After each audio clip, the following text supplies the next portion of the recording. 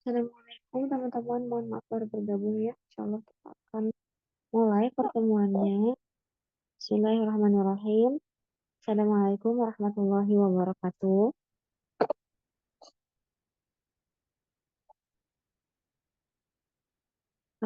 Punten suara saya apakah terdengar dengan baik? Iya, Teh, terdengar. Iya, alhamdulillah. Bismillahirrahmanirrahim. Alhamdulillahirabbil alamin wa bihi nasta'in. Wa ala umuri dunya waddin. Assalatu wassalamu ala asyrafil anbiya'i wal mursalin. Sayyidina wa habibina Muhammad sallallahu alaihi wasallam. Wa ala alihi wa ashabihi ajma'in. Alhamdulillah, segala puji kita sampaikan, kita ucapkan kepada Allah Subhanahu wa Ta'ala yang telah mengizinkan kita, memberikan kita kekuatan untuk hadir melaksanakan agenda baca buku pendidikan anak dalam Islam karya Abdullah Nasih Allah. Salawat dan salam mari kita sampaikan sebagai tanda penghormatan kita, sebagai tanda cinta kita kepada Rasulullah Muhammad SAW, para sahabat, keluarga, dan pengikutnya yang telah berjuang menyampaikan hidayah Islam ini, yang juga telah melayani kita ya hari ini dengan ilmu-ilmu Islam, sehingga kita tidak harus bersusah payah sebagaimana yang mereka lakukan di masa lampau. Kita hari ini tinggal duduk ya, mencari buku-buku referensi yang sudah terdigitalisasi, kita bisa dengan mudahnya mendengar syarah-syarahnya dari internet gitu ya. Allahumma sholli ala Muhammad wa ala alihi. Untuk memulai perjalanan kita kali ini, kita mohon kepada Allah dengan surat Al-Fatihah dan doa sebelum belajar ya. A'udzu billahi minasy syaithanir rajim. Bismillahirrahmanirrahim. Alhamdulillahi rabbil alamin. Ar-Rahmanir Rahim. Maliki yaumiddin. Iyyaka na'budu wa iyyaka nasta'in. Ihdinas siratal mustaqim. Siratal ladzina an'amta 'alaihim ghairil maghdubi 'alaihim waladdallin. Amin. Rabbighfirli wa liwalidayya wa lil mu'minina amin.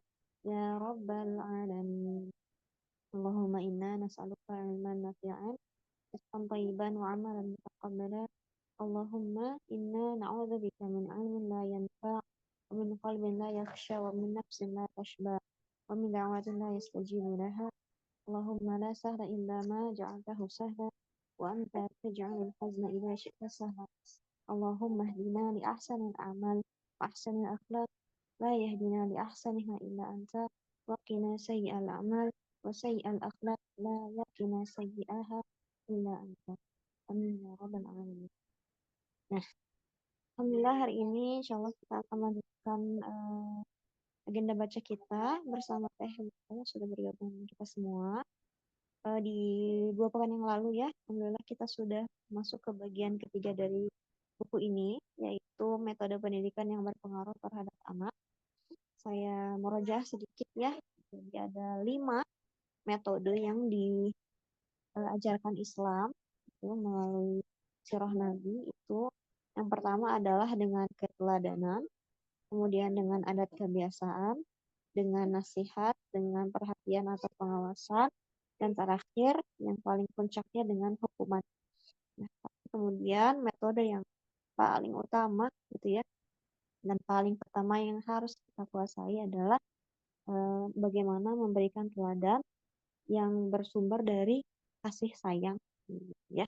Walaupun dalam pendidikan Islam ini kita punya metode hukuman, tapi banyak banget langkah-langkah yang harus kita lakukan sebelum sampai pada tahap hukuman gitu ya.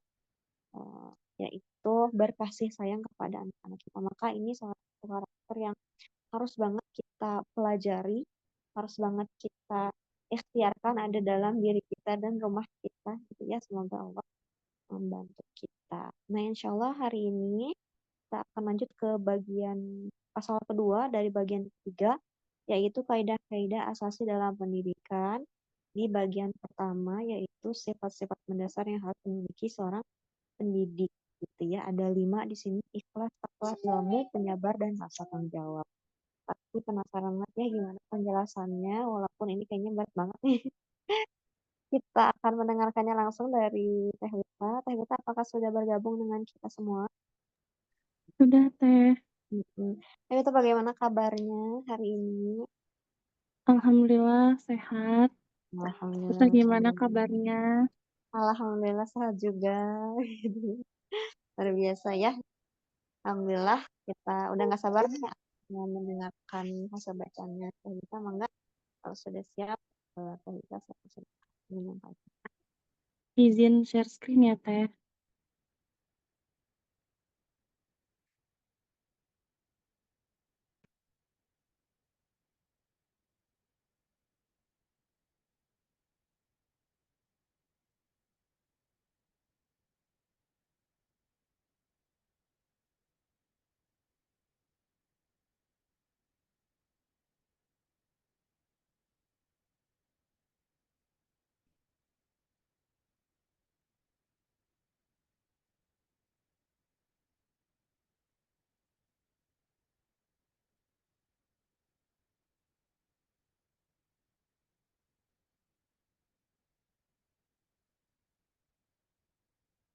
Maaf ya, sebentar.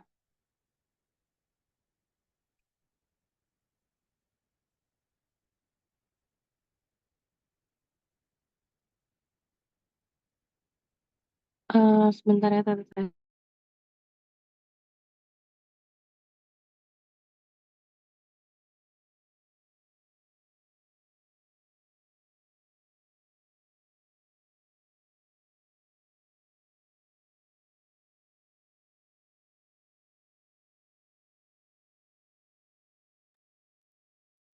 Ya, mungkin aku mengisi kekosongan. Oh, iya, sambil nunggu Teh Wita ya. Sambil kita kemarin belajar metode-metodenya gitu ya. Alat-alat yang bisa kita gunakan dalam mendidik. Ya. Pendidiknya harus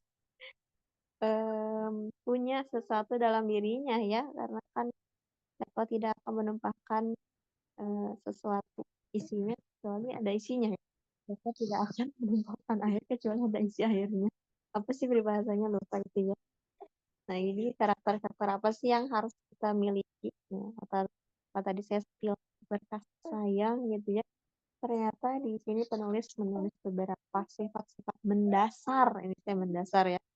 Berarti yang lainnya itu adalah cabang-cabang. Assalamualaikum, Teh. Maaf, Ya, mangga kita PPT-nya udah coba. terlihat. Di saya sih masih berputar ya ini.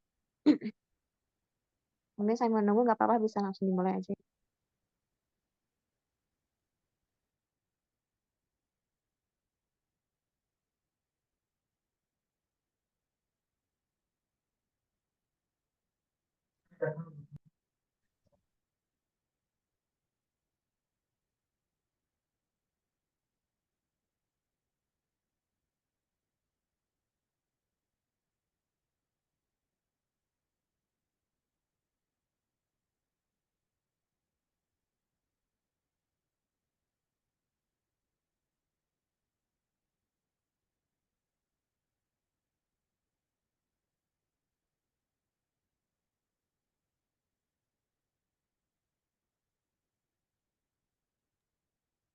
Di saya belum muncul ya. Tempat teman-teman apakah sudah muncul?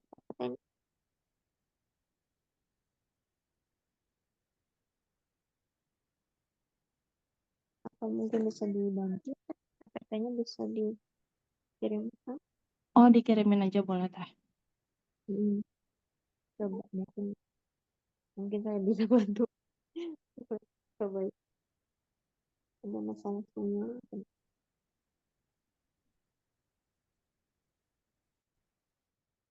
Di teman-teman ada yang udah muncul belum PPT-nya? Saya soalnya belum. Hmm.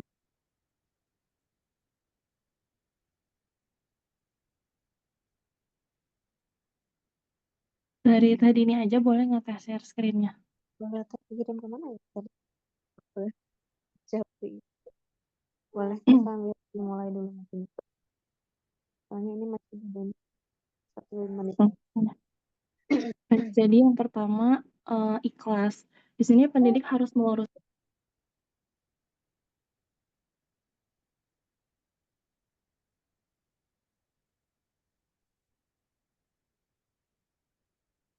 Ini tadi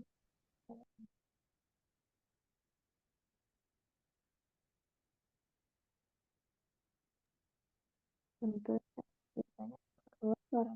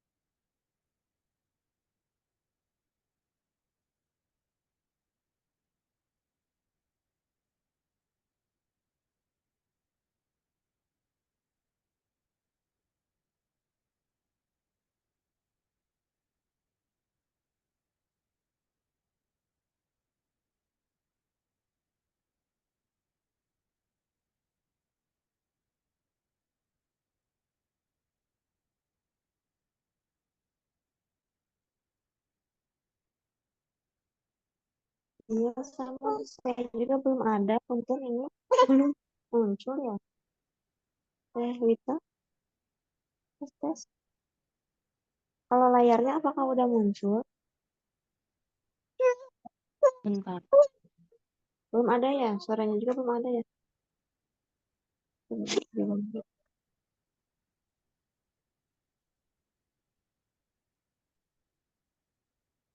Di di saya belum ada Teh. Ininya, layarnya. Oh, stop share. Stop share dulu soalnya saya nggak bisa nge-share tadi tuh. Oh iya, udah Teh coba udah di stop. Udah ya. Sejak boleh dimulai aja dulu ya teh ini sambil saya buka ini. Oh iya, bentar. Teh.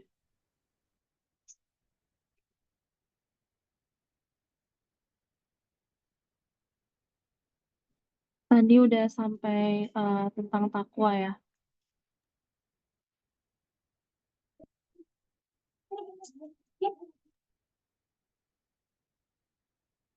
Halo, Teh. Untuk ini suaranya belum keluar. Oh, kedengeran. Kemudian pentingnya pendidik yang bertakwa. Dari Abu Sa'id Al-Khudri, ia berkata bahwa Nabi bersabda, sungguh dunia itu manis dan hijau, indah memesona. Allah Ta'ala menjadikan kalian sebagai khalifah di atasnya. Dan kemudian dia akan memperhatikan apa yang kalian perbuat. Maka berhati-hatilah kalian terhadap dunia dan wanita. Karena awal fitnah kehancuran Bani Israel itu dari kaum wanita. Kemudian dari Abu Hurairah, ia berkata, Rasulullah pernah ditanya mengenai siapa kebanyakan orang yang masuk surga. Beliau menjawab, yang takwa kepada Allah Ta'ala dan baik akhlaknya. Jika seorang pendidik tidak mewujudkan takwa dan komitmen kepada sistem Islam dalam tingkah lakunya, niscaya anak akan tumbuh di atas penyimpangan, bergelimang dalam kerusakan dan kenakalan karena anak melihat orang yang membimbingnya telah tercemar berbagai kemungkaran.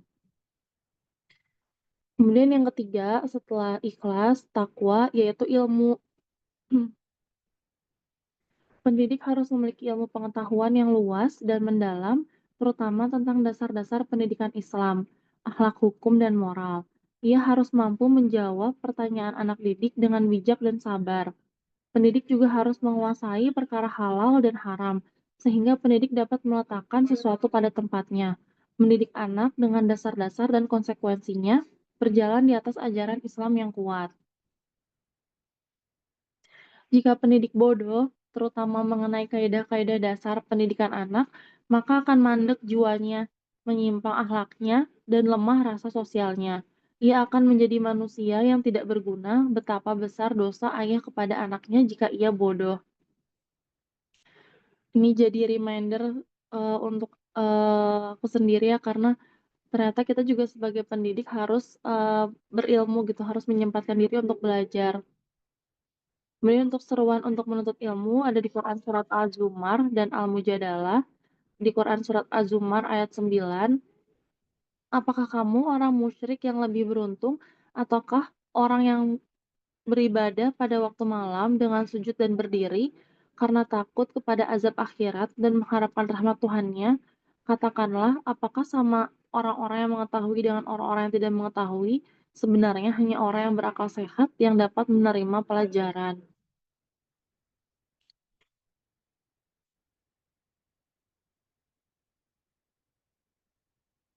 Kemudian, di Quran surat Al-Mujadalah ayat 11, "Wahai orang-orang yang beriman, apabila dikatakan kepadamu, berilah kelapangan di dalam majelis-majelis, maka lapangkanlah, niscaya Allah akan memberi kelapangan untukmu. Dan apabila dikatakan, berdirilah kamu, maka berdirilah.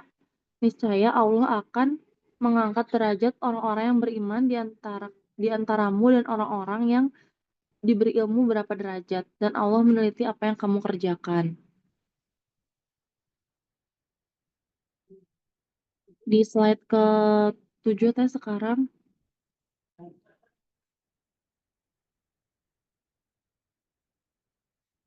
seruan untuk menuntut ilmu, siapa yang menempuh suatu jalan untuk mencari ilmu, maka Allah Ta'ala akan mudahkan baginya jalan ke surga. Kemudian hadis riwayat Tirmidzi, dunia dan seisinya terkutuk kecuali yang mengingat Allah dan taat kepadanya. Orang yang berilmu atau orang yang mencari pengetahuan. Barang siapa yang keluar untuk menuntut ilmu berada di jalan Allah hingga kembali. Menuntut ilmu adalah kewajiban bagi setiap muslim. Dan sifat-sifat lainnya harus dimiliki yaitu sifat sabar. Sabar adalah kunci keberhasilan dalam mendidik. Pendidik harus memiliki kesabaran yang tinggi dalam menghadapi tantangan dan perilaku anak didik. Kesabarannya akan menjadi panutan bagi mereka. Sabar adalah keutamaan terbesar pada jiwa dan akhlak yang akan menjadikan manusia memiliki etika dan berada pada puncak kesempurnaan akhlak. Di sini hendaknya kita sebagai pendidik bisa menahan diri tidak marah dan emosional ketika meluruskan penyimpangan dan memperbaiki akhlak anak kita. Jika ia melihat kepentingan untuk memberi hukuman dengan celaan atau hukuman, maka kita tetap perlu memberi sanksi tersebut, tapi mungkin menyampaikannya tidak emosional dan tidak dengan amarah. Rasulullah berkata kepada Asyaj Abdul Qais, ada dua hal padamu yang dicintai Allah, dengan sabar dan lemah lembut. Kemudian dari Abu Hurairah bahwa ada seorang laki-laki berkata pada Nabi, "Ya Rasulullah, beri aku wasiat." Beliau bersabda, "Jangan marah." Ia mengulangi pertanyaan itu berkali-kali, namun Rasulullah tetap menjawab, "Jangan marah." Bukan orang yang hebat yang mampu berkelahi, namun orang yang hebat adalah yang mampu mengendalikan dirinya ketika marah. Dari hadis riwayat Bukhari.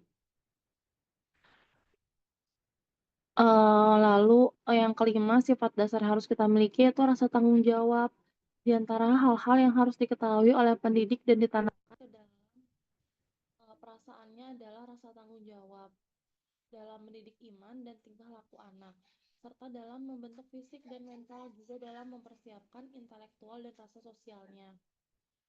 Perasaan ini akan selalu menjadi pendorong untuk senantiasa mengawasi dan memperhatikan anak, juga untuk mengarahkan dan mengikutinya, membiasakan dan mendidiknya, dan merasa tidak akan lalai sedikit pun. Jika sampai lalai dan apatis, tentunya anak kita nantinya akan menyimpang. Sebagai ayah, suatu hari nanti akan menyesalinya jika kita apatis dan tidak bertanggung jawab terhadap pendidikan anak kita. Ketika kita ternyata nggak bertanggung jawab dengan, pendidikan anak kita, maka suatu hari kita kan, sulit untuk merubah, anak kita. Dan, yang perlu ditanamkan juga pada diri kita bahwa Allah akan meminta pertanggungjawaban kita di hari kiamat mengenai amanah tersebut, juga mengenai risalah dan tanggung jawabnya.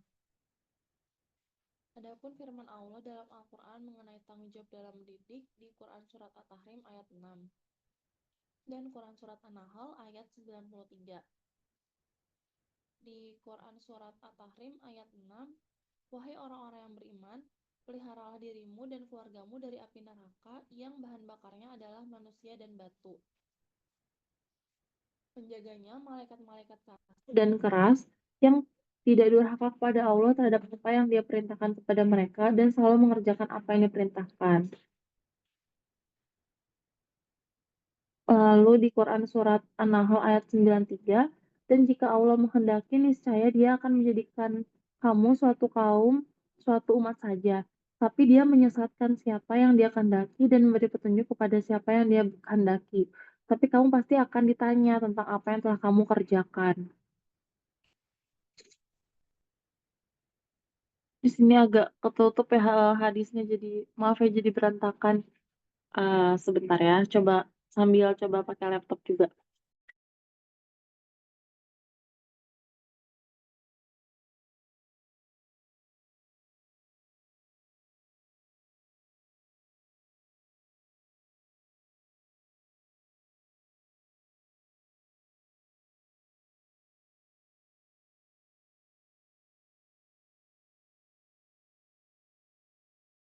Sambil lanjut ya. Hadis mengenai tanggung jawab dalam mendidik, dari hadis riwayat Bukhari dan Muslim, seorang laki-laki adalah pemimpin dan dia bertanggung jawab terhadap apa yang dipimpinnya. Dan seorang wanita juga adalah pemimpin dan dia bertanggung jawab terhadap apa yang dipimpinnya. Jadi di sini dalam hal mendidik anak, baik itu ayah maupun ibu sama-sama bertanggung jawab terhadap anak-anaknya. Kemudian dari hadis riwayat Abu Razak dan Dailami, ajarkan kebaikan pada anak-anak dan istri kalian dan didiklah mereka. Dari hadis riwayat Tirmizi, tidak ada pemberian seorang ayah kepada anaknya yang lebih baik dari pendidikan yang baik. Dari hadis riwayat Ibnu Hibban, Allah akan bertanya pada setiap pemimpin mengenai kepemimpinannya. Apakah ia menjaganya atau menelantarkannya? Hingga seorang laki-laki ditanya mengenai keluarganya.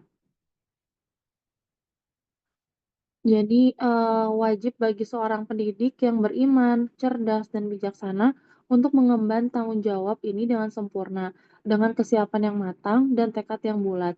Ia harus menjaga dirinya dari murka Allah jika mengabaikannya, sebab tanggung jawab di hari kiamat itu sangat berat. Nah, tadi, di bab ini selain membahas mengenai sifat-sifat dasar yang harus dimiliki oleh pendidik yang tadi ada 5, ada ikhlas, sabar, ilmu, takwa, dan tanggung jawab. Di bab ini juga, membahas tentang strategi musuh Islam. Dengan mengetahui strategi dari musuh Islam, ini kita akan, lebih merasa bertanggung jawab dan lebih merasa takut mungkin ya kalau misalnya kita lalai dalam mendidik anak-anak kita. Strategi musuh Islam ini dibagi menjadi beberapa bagian, ada strategi komunis, strategi, salibis, kemudian strategi Yahudi. Nah, dari situ kita akan mempelajari, apa saja strategi yang ingin mereka lakukan supaya menghancurkan pendidikan anak-anak kita. Yang pertama dari strategi, musuh Islam, rencana dan strategi ini, diambil oleh para tokoh Zionisme, Freemansori, Salibis, dan komunis. Semuanya ini bertujuan untuk merusak akidah umat Islam, menghancurkan akhlak yang murni dengan jalan ideologi ateisme yang sesat. Minuman keras, seks, mengumbar nafsu dan syahwat, mengekor, membabi buta. Dan wanita adalah sumber sasaran mereka karena wanita sumber terlemah dan sangat emosional yang dapat ditenggelamkan oleh propaganda dan fitnah.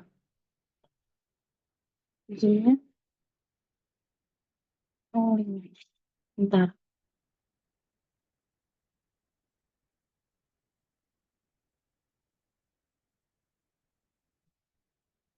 Kemudian, strategi komunis.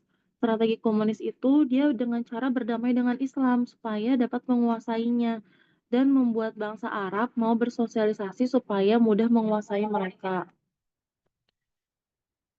Teh Dini maaf boleh di, share screen-nya di-close dulu, mau share screen dari laptop. Kasih Teh. Yang share bukan aku sebenarnya. Dia Mbak Ega mungkin.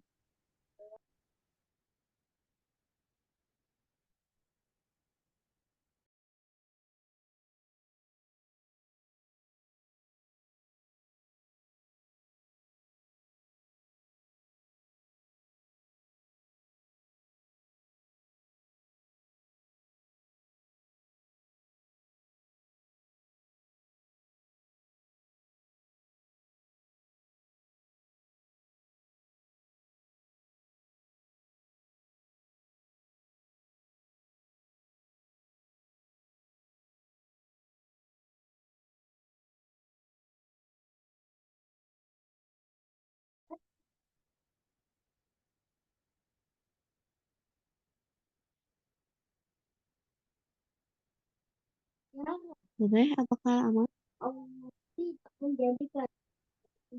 Halo?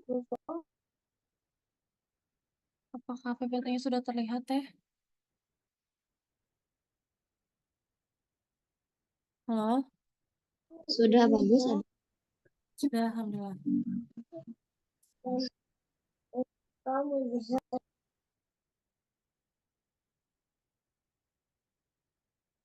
Nah,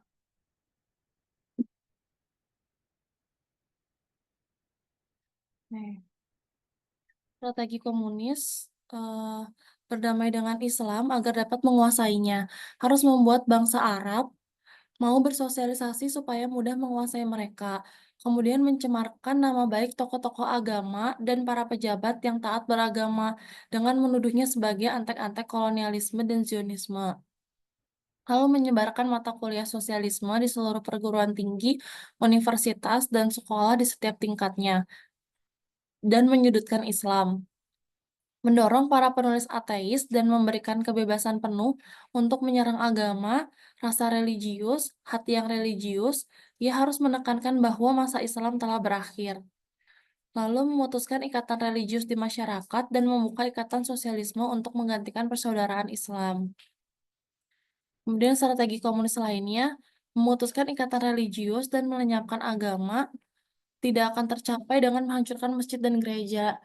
Yang harus dilakukan adalah menghancurkan hati agamis mereka. Menurut mereka, tidak sulit menghancurkan agama dari dalam hati orang-orang mukmin setelah sukses meraih kekuasaan pemerintahan dan kepemimpinan, serta sukses dalam menebar hal-hal yang dapat menghancurkan agama, seperti kisah-kisah, teater, kuliah, koran, dan buku-buku yang berafiliasi pada ateisme.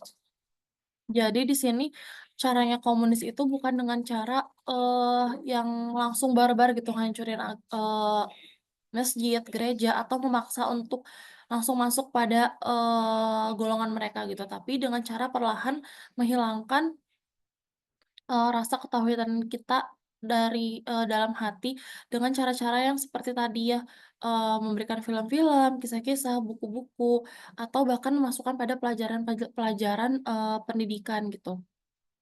Kemudian menekankan kesadaran beragama dan menggantikannya dengan kesadaran ilmu pengetahuan. Me mmm, Kemudian, membuat masyarakat, berpikir menyatakan Nabi Isa adalah pemimpin yang sosialis, terus merupakan orang miskin yang berasal dari keluarga miskin dan pengikutnya. Orang-orang miskin Mereka ingin memerangi orang-orang kaya. Jadi dengan cara menjelek-jelekan, kisah-kisah nabi terdahulu, gitu. Untuk Muhammad, dikatakan bahwa dia adalah pemimpin orang sosialis, yang miskin dan diikuti oleh orang-orang miskin, yang memerangi orang kaya, para pemimpin dan pemakan riba, yang memberontak kepada kekuasaan mereka. Lalu menggambarkan,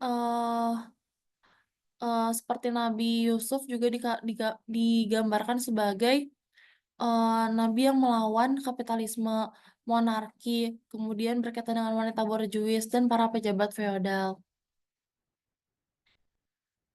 Nah, strategi komunis lainnya yaitu dengan menyibukkan masyarakat dengan simbol-simbol sosialisme, dengan tidak memberikan kesempatan kepada mereka untuk berpikir.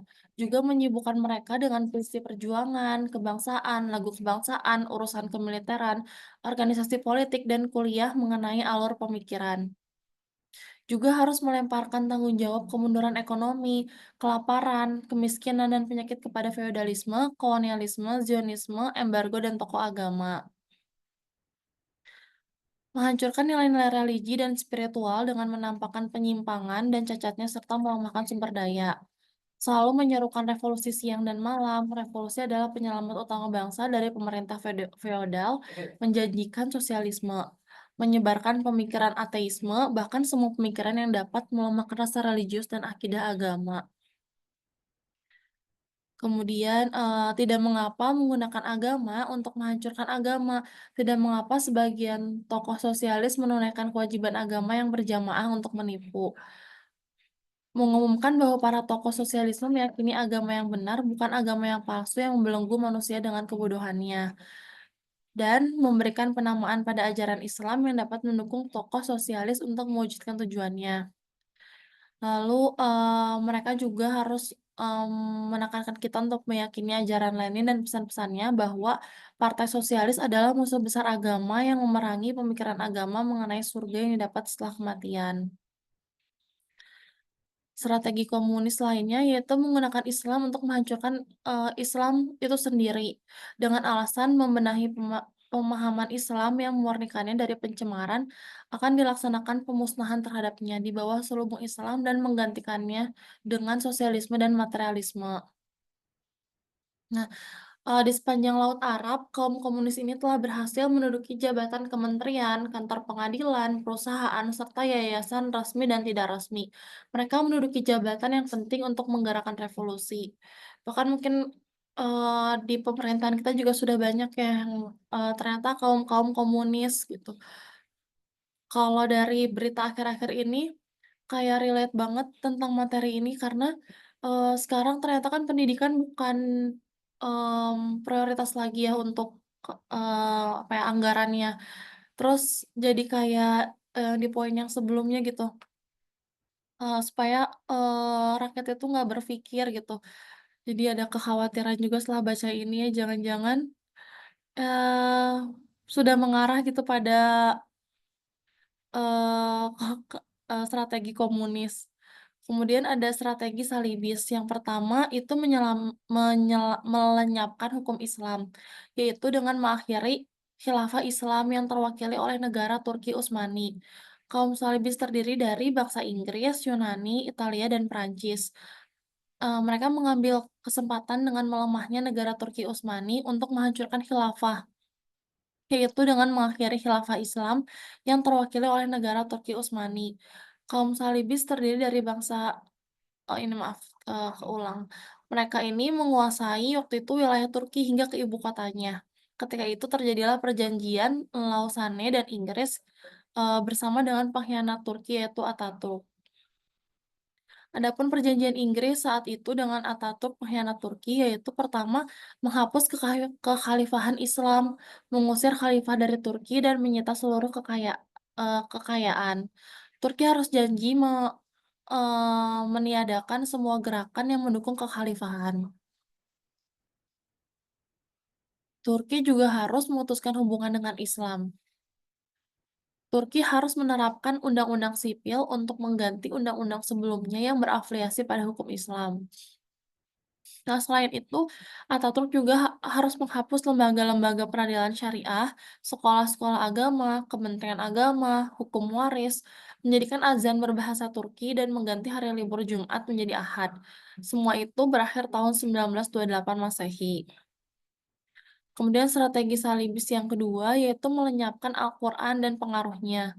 Kaum Salibis menganggap Al-Quran adalah sumber utama kekuatan kaum muslimin yang dapat mengembalikan kejayaan dan kekuatan mereka di masa lampau.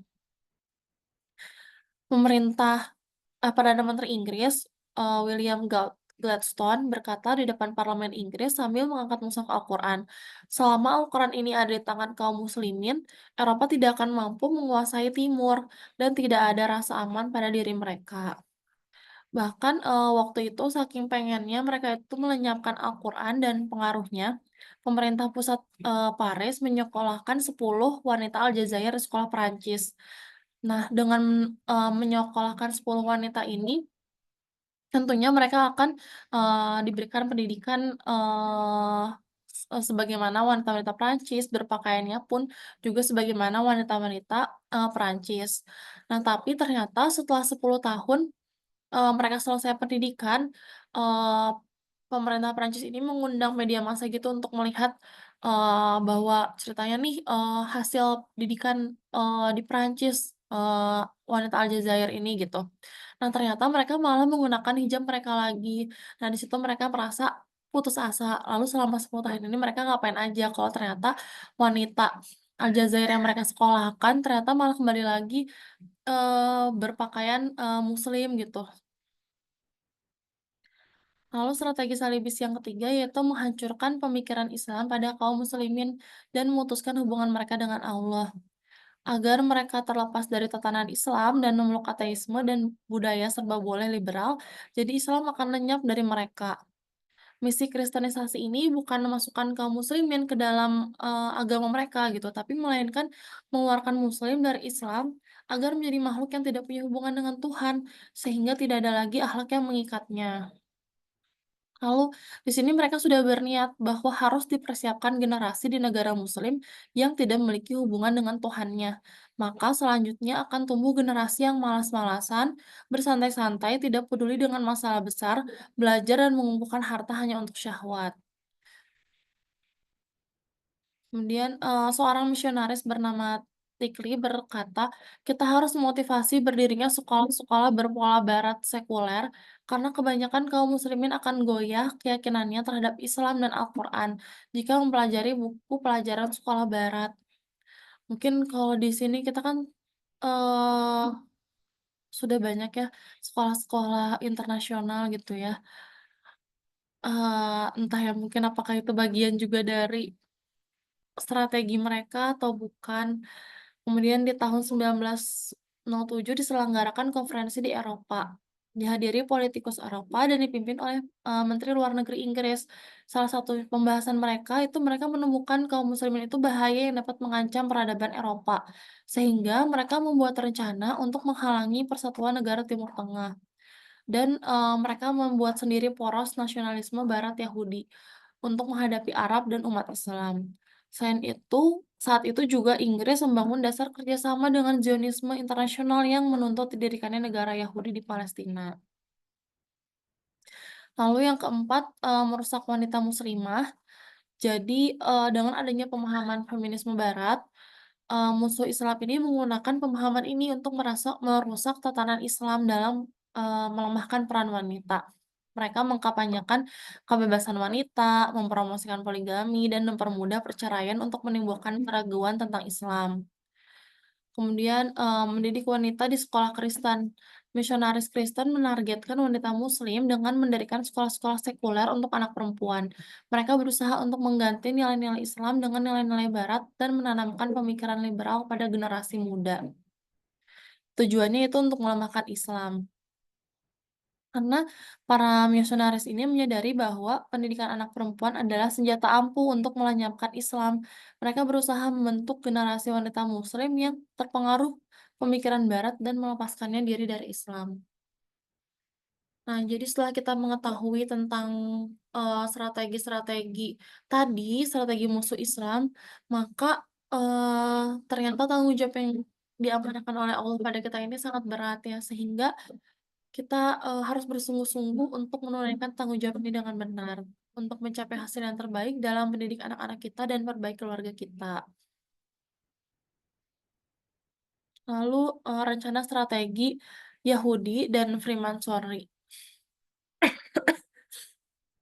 Bangsa Yahudi menggunakan segala cara untuk mencapai tujuannya, yaitu meluaskan pengaruh dan kekuasaan mereka di muka bumi. Di antara strateginya yaitu dengan membuat perkumpulan bernama Freemasonry. Nah, ada 2 sasaran yang, mereka susun, yaitu pertama, memecah belah bangsa di dunia, mengadu domba sesama mereka, mengorbankan perang di antara mereka, dan menyalakan api fitnah di antara bangsa-bangsa. Sasaran yang kedua yaitu merusak akidah bangsa, menghancurkan pemahaman, akhlak, dan tatanan mereka, menjauhkan mereka dari Tuhannya. Nah, strategi dan rencana Freemasonry ini, Yahudi telah mendeklarasikan teori-teori sesat untuk merusak akidah, hati nurani, dan akal manusia untuk menghancurkan akidah dan akhlak. Mereka akan mengadopsi teori Freud bahwa semua perilaku manusia adalah dorongan libido seksual dan keinginan memenuhi syahwat. Mereka akan menyebarkan hubungan seksual sehingga hubungan seksual itu bukan lagi hal yang suci di mata kaum muda. Mereka akan mudah memuaskan naluri seksual hingga moral mereka semakin hancur. Kalau ini udah, jelas banget ya zaman sekarang. Itu, kalau, terakhir kemarin lihat di thread itu, ada yang kayak semacam selebgram kayak gitu atau artis-artis itu udah nggak malu lagi untuk misalnya, bilang kepada publik gitu, misalnya itu hamil di luar nikah atau, mengenai, hubungan-hubungan seksual itu sendiri gitu. Jadi, ya generasi-generasi selanjutnya mungkin akan menganggap juga itu hal bukan bukan hal yang suci gitu, itu hal yang normal untuk dilakukan. Mereka menganut, Freemasonry ini juga menganut teori Karl Marx. Apa pengganti akidah ketuhanan? Penggantinya adalah teater atau film. Sibukkan mereka dengan teater agar melupakan akidah ketuhanan. Mereka menganut dan menyebarkan teori, Nietzsche yang meniadakan akhlak dan membolehkan manusia melakukan apa saja yang dapat membuat bahagia meski dengan melakukan pembunuhan. Strategi, dan rencana Freemasonry lainnya, lebih gila lagi, Yahudi merancang suatu sistem untuk merusak manusia melalui media, informasi, media massa, teater, film, radio, dan televisi. Dengan berbagai tipu daya, mereka mampu merusak suatu bangsa dengan kebudayaan, seni, permainan, rumah mesum. Mereka juga berhasil menguasai lahan psikologis di Amerika, sebagian Eropa, dan Timur Tengah. Nah, setelah kita mengetahui tadi, maka kita harus melipat gandakan kesungguhan kita, kekuatan tekad kita untuk membentuk iman dan akhlak anak-anak kita, dan mempersiapkan pemikiran dan mentalitas mereka agar mereka tidak terlindas oleh tipu daya Yahudi yang dapat menggoyah akidah dan melenyapkan akhlak. Setelah baca ini jadi was-was ya ternyata, begitu gencar strategi musuh-musuh Islam itu gitu, bahkan smooth banget gitu caranya yang tanpa kita sadari mungkin kita juga udah merasakannya. Nah, rencana dan strategi kolonialis. Di sini dimaksud penulis adalah erat hubungannya dengan kaum Salibis dan Orientalis dalam memerangi Islam, untuk mengalihkan kaum muslimin dari tujuan tertingginya yaitu jihad di jalan Allah. Juga untuk menenggelamkan masyarakat Islam ke dalam liberalisme dan syahwat, sehingga lepaslah akidah Islam, sehingga ia tidak lagi mengenal sesuatu yang sakral di dalam kehidupannya. Ia tidak bisa lagi meraih kemuliaan dan mengemban risalah. Salah satu anggota parlemen Inggris mengatakan, lepasnya Al-Quds dari kekuasaan Islam adalah impian Yahudi dan Nasrani. Kegembiraan Nasrani tidak kurang dari kegembiraan Yahudi.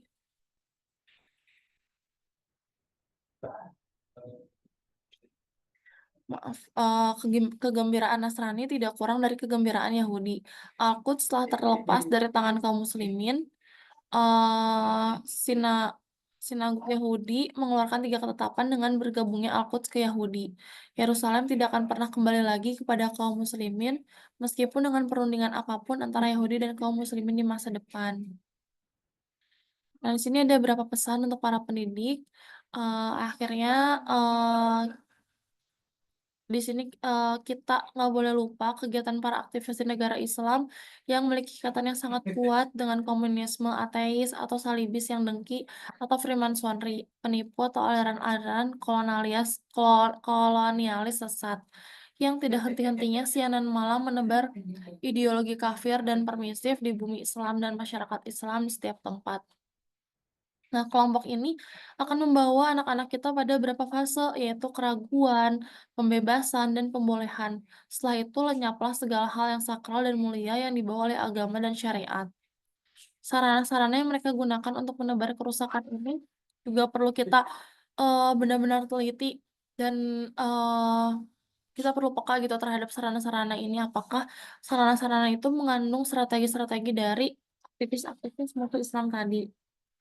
Sarananya ini bisa berupa radio, surat kabar, televisi, pertunjukan teater rakyat, atau klub-klub dan pusat-pusat kebudayaan. Terkadang dengan membuka berbagai perkumpulan dan lain-lain. Termasuk penggunaan sarana pengajaran dan perguruan tinggi dan pertemuan khusus di sarang-sarang kerusakan. Ini kayaknya sempat dibahas juga sama Ririn ya pas di materi sebelumnya. Termasuk mungkin bahan-bahan bacaan anak kita ya. Jadi sebelum kita kasih bukunya ke anak-anak, kita baca dulu, kita pahami dulu. Kemudian di antara teknik mereka adalah menjanjikan pekerjaan dan jabatan kepada anak kita. Jika ia loyal kepada salah satu perkumpulan mereka, maka ia akan mencapai kedudukan yang tinggi, gitu. Eee, ini juga harus hati-hati untuk kita sendiri mungkin ya, jangan sampai kita tergiur dengan pekerjaan atau jabatan yang, itu merupakan bagian dari strategi mereka gitu, musuh-musuh Islam. Termasuk aku juga pernah, waktu itu, daftar ke salah satu rumah sakit, di salah satu rumah sakit. Nah, ternyata waktu itu keterima, tapi ternyata syaratnya tidak boleh menggunakan hijab gitu. Ternyata ada yang sampai ya seperti itu, saking ingin mungkin melepasnya identitas kita sebagai, muslim ya. Kemudian dalam teknik lainnya, membuat keraguan pada anak terhadap akidah ketuhanannya, misalnya dengan mengatakan, "Jika Allah adalah pencipta, lalu siapa yang menciptakannya?" Atau jika kita yang dapat melihat Allah, jika kita berarti dia tidak ada gitu. Kalau kita nggak bisa melihat Allah, berarti Allah itu nggak ada. Nah, itu kan sebenarnya pertanyaan anak-anaknya biasanya, tapi, untungnya sih, kalau kita lihat-lihat, apa ya, aku sering lihat kayak di sosmed gitu, sering ada ibu-ibu yang sharing gitu bagaimana cara menjawabnya gitu. Allah itu ada di mana. Banyak juga buku-buku anak Islami yang, menjelaskan dengan cerita yang menarik gitu kan kalau sekarang tentang, Allah itu di mana sih, Allah itu, siapa gitu. Nah, terus mereka juga berusaha membuat anak ragu dengan tatanan Islam, misalnya dengan mengatakan ideologi Islam telah selesai perannya. Ia tak lagi cocok untuk zaman nuklir dan sains sekarang ini. Mereka juga berusaha mendoktrin anak bahwa Islam mewajibkan wanita untuk menutup diri dan tinggal di rumah, dan menjadikannya hina sebagai budak laki-laki hingga mustahil dapat meraih nilai-nilai kemuliaan dan persamaan hak. Maka, kata mereka, wanita harus dibebaskan dari semua belenggu yang berasal dari ajaran Islam, dan membuang semua tradisi yang berasal dari agama. Ini tadi yang termasuk dalam pemahaman feminisme tadi. Kemudian mereka juga menyaring anak-anak kita untuk berkutat pada kebebasan dan syahwat dengan alasan untuk merespon tuntutan naluri dan syahwat serta em, untuk menenangkan jiwa dan seks mereka. Lalu pesan untuk para pendidik lainnya, jika kita telah mengetahui tadi rencana dan strategi yang disusun oleh kaum komunis salibis, Yahudi Freemasonry, maaf, aliran-aliran kolonial, dan para aktivis pengkhianat, maka Anda harus melipat gandakan kesungguhan dan perjuangan dan membangun tekad membaja serta membangkitkan kemauan yang kuat agar dapat melaksanakan kewajiban yang diembankan oleh Islam untuk mendidik anak-anak, mengajar keluarga, dan mengarahkan anak-anak kita. Nah, ternyata di sini tanggung jawab Kita ini adalah amanah yang sangat besar, yang nantinya, akan menjadi penyesalan dan ratapan di hari kiamat bila kita tidak menunaikannya dengan benar. Maka, tunaikanlah hak ini dengan benar sebelum perhitungan dan pernyataan di hari pembalasan, supaya kita bisa meraih ridhonya Allah di surganya bersama orang-orang yang mendapat nikmat dari Allah, yaitu para nabi, orang-orang yang jujur, para syuhada, dan orang-orang yang soleh. Mereka ini adalah teman-teman terbaik Allah. Iya, alhamdulillahirobbilalamin, sudah selesai teman-teman, pembahasan mengenai sifat-sifat dasar yang harus dimiliki oleh pendidik.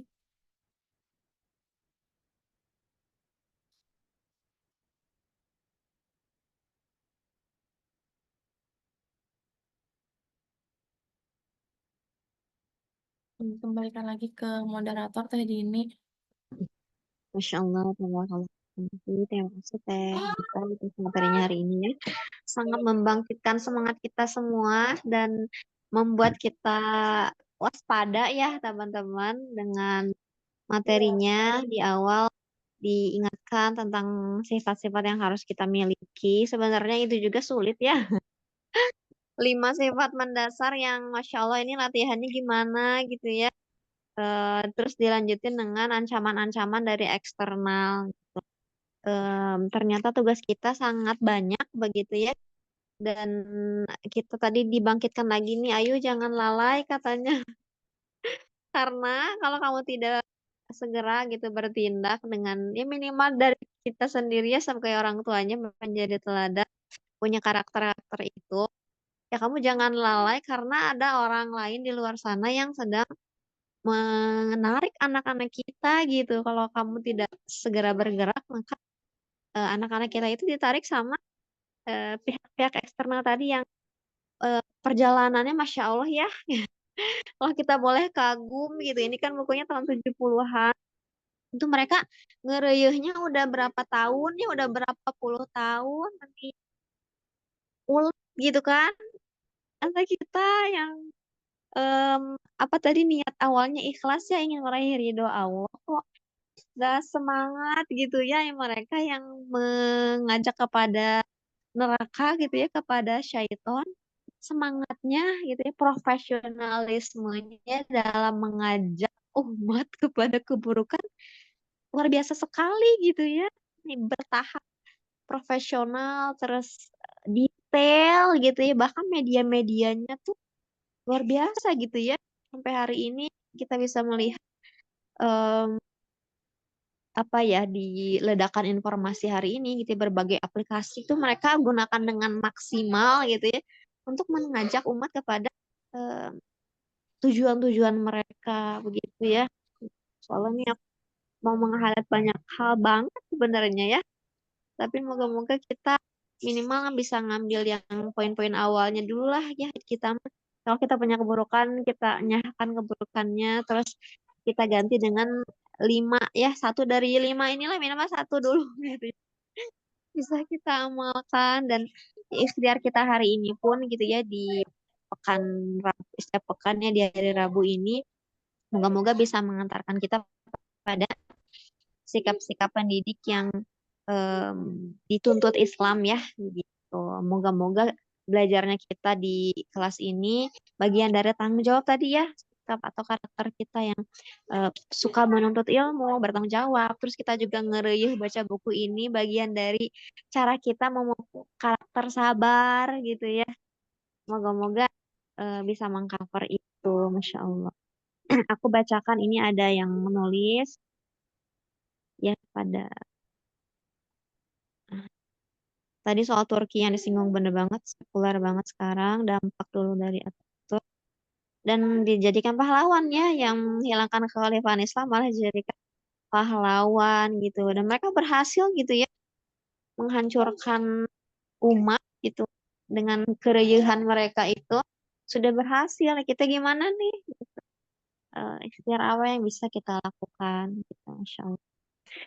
Ini teman-teman ada yang mau raise hand, mau speak, menyampaikan inspirasinya ataupun apa sih yang berkesan dari materi hari ini ya atau yang pengen teman-teman highlight dan supaya teman-teman ingat terus nih Kalau mau ngomong kan biasanya kita jadi ingat, oh ini aku pernah ngomong ini dan insya Allah bisa berbuah amal begitu. Ya benar ya, ternyata seniat itu mereka menghancurkan Islam, seprofesional itu. Kita mah kebaikan juga kurang profesionalismenya. Semoga Allah bantu ya. Mangga ada yang mau menyampaikan ya sambil nunggu yang raise kan begitu ya. Aku pengen coba highlight lagi mumpung masih ada waktu.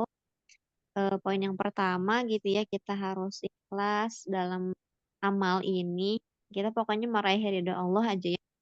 Ini adalah cara kita supaya Allah itu senang sama kita, mendidik anak-anak kita dengan cara-cara yang Allah suka. Tujuan kita adalah yang paling ultimate ya, the ultimate goals adalah pengen bikin Allah itu suka sama kita. Tentu kalau Allah suka tuh ya apa yang Allah sukai. Anak tuh pengen jadi apa? Tergantung apa yang Allah perintahkan di dalam Al-Quran. Kemudian yang kedua itu takwa ya. Aku kemarin baru dapat maknanya gitu ya. Bagaimana takwa tuh maksudnya kata Umar bin Khattab seperti kamu berjalan di atas jalan berduri. Artinya apa? Kamu tuh selalu mindful, selalu eling gitu ya. Kalau kamu bukan debus, jalan di atas jalan beling itu kan pasti kita jinjit-jinjit ya di atas jalan beling, di atas jalan berduri gitu. Nggak mungkin kita berjalan di atas jalan berduri sambil megang HP kan ya. Ya atau kacugak pastikan ketusuk duri gitu. Nah begitulah kita menjalani peran kita sebagai hamba dan jalankan peran kita sebagai orang tua tuh se-mindful itu gitu ya. Sepanjang hayat kita mendidik anak kita ya eh, cara gitu ya melaksanakan takwa itu se-mindful itu. Ibaratnya kita mendidik anak tiap hari yang mungkin usia kita sampai 60 tahun itu, sepanjang 60 tahun itu, ya kita fokus aja terus gitu ya, kebayang nggak sih gitu. Sedangkan hari ini banyak banget ya yang melalaikan kita. Kemudian poin yang ketiga, terus belajar ya, gimana kita mau ngasih anak kita kalau kita nggak ada isinya gitu ya. Gimana kita mau ngucurin air kalau nggak ada isinya di teko ilmu kita gitu. Dan yang menjadi highlight di sini penting banget ya, konsep dasar pendidikan yang dibawa oleh syariat Islam. Bukan berarti kita nggak boleh belajar metode lagi yang lain, tapi waktu kita terbatas ya teman-teman, utamakan ya apa yang disampaikan Rasul dan para sahabatnya dulu. Gitu. Nanti kalau udah rengset, ya rengsetnya beres ya, selesai. Baru boleh insya Allah yang lain-lain gitu ya. Karena waktu kita nggak banyak gitu. Terus yang poin berikutnya, bagian penyabar ini ya, Masya Allah. Gitu. Penyabar nih tadi yang pengen aku highlight. Sabar ini akan menarik anak kepada pendidiknya ya. Jadi kita kalau dibuat apa ya diuji dengan anak tuh nggak langsung reaktif gitu ya. Jadi kan anak juga Umi mah gak akan marah misalnya gitu ya. Dia akan jadi dekat gitu. Dan ternyata sabar ini akan jadi apa eh, s- sumber jalan akhlak yang terpuji kitanya ya. Sabar ini akan menjadi malaikat dalam wujud manusia ya. Dan merupakan keutamaan spiritual dan moral yang paling besar yang mengantarkan manusia ke puncak keluhuran akhlak. Soalnya penting banget ya. Terus yang terakhir tadi tanggung jawab, tang sabar, masih sabar ya. Nah nanti sabar itu hubungannya sama berkasih sayang dan berlemah lembut juga ya. Jadi tadi aku ngomongin kasih sayang di awal, sabar itu lebih tinggi lagi derajatnya ya. Yang terakhir tanggung jawabnya ini, Insya Allah. Moga-moga kita terus eling ya dengan ketakwaan kita, tidak melalaikan dan mengabaikan tugas pengawasan. Karena kita sibuk banget ya teman-teman. Insya Allah kita sibuk banget dengan anak kita. Dengan diri kita sendiri aja kita udah sibuk gitu ya. Apalagi yang punya amanah anak. Kita sangat sibuk memperbaiki diri kita sendiri, mempelajari tadi karakter-karakter seorang pendidik. Itu belum kita menghalau berbagai faktor-faktor eksternal ya yang menyerang anak-anak kita mau nggak mau bahkan bahkan di dalam rumah pun bisa gitu ya kena serangan-serangan dari eh, orang-orang eksternal ini ya, salibis lah, Yahudi dan kolonialis, sosialis dan seterusnya gitu ya. Semoga Allah menolong kita, menjaga anak-anak kita ya dengan iman Islam mereka yang lurus. Mungkin itu dari saya ya. Kalau nggak ada lagi yang mau menyampaikan, mungkin dicukupkan dulu pertemuannya teman-teman. Terima kasih atas kehadirannya. Semoga ada manfaatnya ya pertemuan kita pada siang hari ini. Dan kita diberikan keistiqomahan untuk menghatamkan buku ini sedikit lagi insya Allah.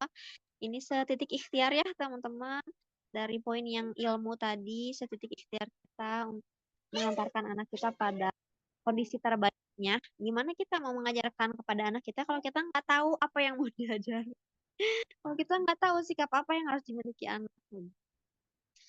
Ada yang mau bertanya boleh. Ini mas sifatnya sharing ya teh ya. Boleh silakan teh Puji Rahayu. Barangkali bisa dapat masukan ya dari teman-teman. Mau di ini teh pakai suara atau mau ditulis? Ya, ini saya izin menyampaikan langsung, Teh. Ya, Saya silakan teh Puji. izin bertanya. eh saya sebenarnya masih bingung ya terkait tadi kan ada banyak hal-hal yang mereka siapkan untuk bisa mengalihkan kita dari ketauhidan gitu ya.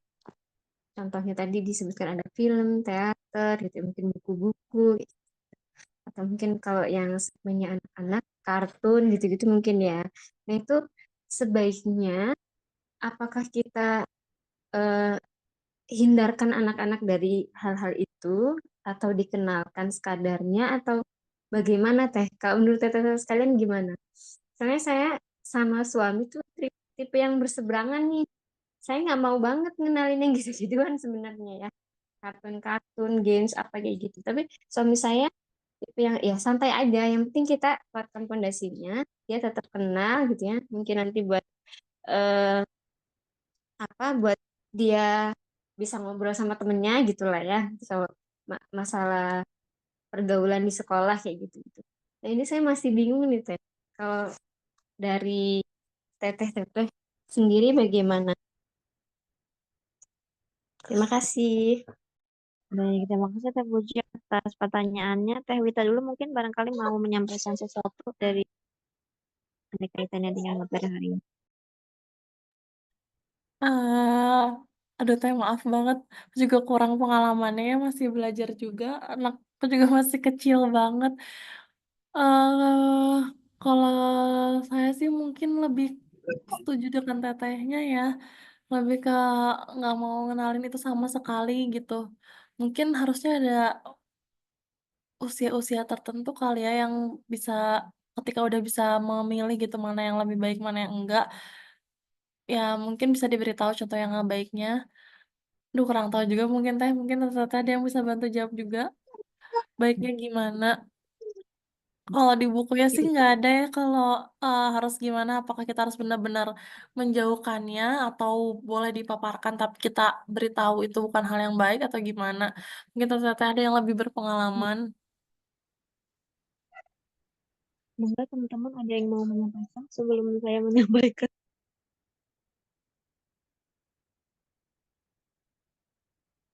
Saya izin nambahin ya, Teh Wita dan teman-teman. Jadi kalau untuk hal-hal yang bertentangan ya dengan syariat Islam yang saya ketahui untuk anak-anak ya atau siapapun yang belajar, yang baru belajar, itu kita harus mulai dari hal-hal yang dasar ya, yang tidak bertentangan. Jangan mulai dari masalah-masalah yang perdebatan atau hal-hal yang justru dilarang gitu ya. Kita mulai dari hal-hal yang dianjurkan, yang diperintahkan, yang disukai gitu. Ini idealnya kayak gitu ya. Jadi kalau untuk hal-hal yang bisa kita atur, tidak yang bisa tidak kita tampilkan sekarang gitu ya, karena potensi mudorotnya lebih besar, ya kita pilih tidak mengenalkan dia gitu ya. Kita tahu nih ada kartun, ada LGBT-nya. Ya jangan dikasih tahu dulu kalau di usia mereka belum punya dasar yang baik, belum punya kemampuan membedakan, juga hawa nafsunya juga belum terikat dengan kuat gitu ya, dengan kebaikan khususnya. Jangan dikasih tahu dulu hal-hal yang buruk, bahkan yang khilaf pun jangan gitu ya. Misalnya ngajarin anak fikih, ada fikih Syafi'i kalau wudhu begini, kalau Hambali jangan dari situ. Mulai dari yang fix dulu gitu, ngajarin anak tuh dari yang fix dulu. Misalnya tadi bicara fikih. Apalagi kalau kita tahu ini dampaknya atau mempertontonkan hal-hal yang buruk gitu ya. Misalnya free free sex misalnya, perzinahan dan lain-lain atau LGBT-nya jangan ditampilkan, jangan dikasih tahu ke anaknya. Kalau memang tidak terpaksa ya. Karena kan ada anak yang tinggal di luar negeri. Mau nggak mau itu di depan matanya ada orang melakukan adegan intim di depan publik. Ya mau nggak mau ini harus dari bayi juga harus dididik itu mah gitu. Karena tampil di muka dia gitu kan. Karena kalau yang nggak tampil di muka anak kita gitu ya, dan bisa kita kontrol nggak dia tonton sekarang ya jangan diperlihatkan sekarang gitu. Sekarang mah apa? Kasih lihat yang baik-baik, kasih lihat yang karakter utama misalnya gitu ya. Idola pun misalnya idola yang utama aja gitu. Jangan dulu hal-hal yang cabang, apalagi yang buruk mah gitu ya. Kalau dari saya mah begitu. Ya, kepada barangkali dari teman-teman yang lain ada yang mau menambahkan gitu ya. Jadi kalau kami gitu ya ketika belajar satu ilmu mulai dari yang tidak ada perdebatan di dalamnya gitu ya. Yang fix gitu. Makanya kenapa anak-anak didorong menghafal Al-Quran. Karena Al-Quran udah fix, nggak ada khilaf gitu ya. Apalagi misalnya kita ambil satu jalur periwayatan udah fix, nggak ada bedanya gitu ya. Di belahan dunia manapun sama gitu ya. Tapi kalau anak langsung bisa, nah ini ada riwayat Hafiz, riwayat Nafi, dan riwayat Hamzah gitu. Pusing dia. Walaupun itu sama-sama baik dan benar ya. Tapi kalau dia dikasih tahu perdebatan, boro-boro gitu ya. Gitu sih ya teman-teman. Semoga kita bisa berdiskusi dengan baik ya dengan pasangan kita dan punya metode yang serupa ya dalam mendidik anak kita. Gitu. Karena beratnya kalau kita doang yang melarang gitu ya, suami kita malah yang mengizinkan. Itu juga anak jadi pusing ya. Ibunya boleh, ayahnya nggak boleh. Jadi pusing gitu, nanti anaknya bingung. Kata ayah boleh, kata ibu nggak boleh. Ya, pasti dia milih yang boleh ya. Kayak gitu ya. Mungkin itu semoga kita terus bersemangat ya teman-teman. Menyampaikan kepada pasangan kita dengan cara-cara terbaik ya. Gitu dengan penuh respect. Karena mau nggak mau kan pas suami kita adalah pasangan kita ya. Imam kita, pemimpin kita gitu. Jangan sampai kita mengetahui sesuatu tapi mendowngrade ya derajat suami kita. Nanti yang ada malah kabur suami kita ya jadi nggak mau deket-deket sama kita. Mungkin itu dulu ya yang bisa disampaikan karena nggak ada yang mau menyampaikan mungkin ya kalau ada boleh di grup atau di chat ya mangga. Untuk pagi hari ini untuk siang hari ini kita cukupkan dulu pertemuannya. Terima kasih teman-teman atas kehadirannya. Kita tutup dengan hamdalah alhamdulillahirabbil alamin dan doa akhir majelis subhanakallahumma wa bihamdika asyhadu an la ilaha illa anta astaghfiruka wa atubu ilaik. Assalamualaikum warahmatullahi wabarakatuh. Sampai jumpa lagi teman-teman. Waalaikumsalam warahmatullahi wabarakatuh. Jazakillah. Terima kasih.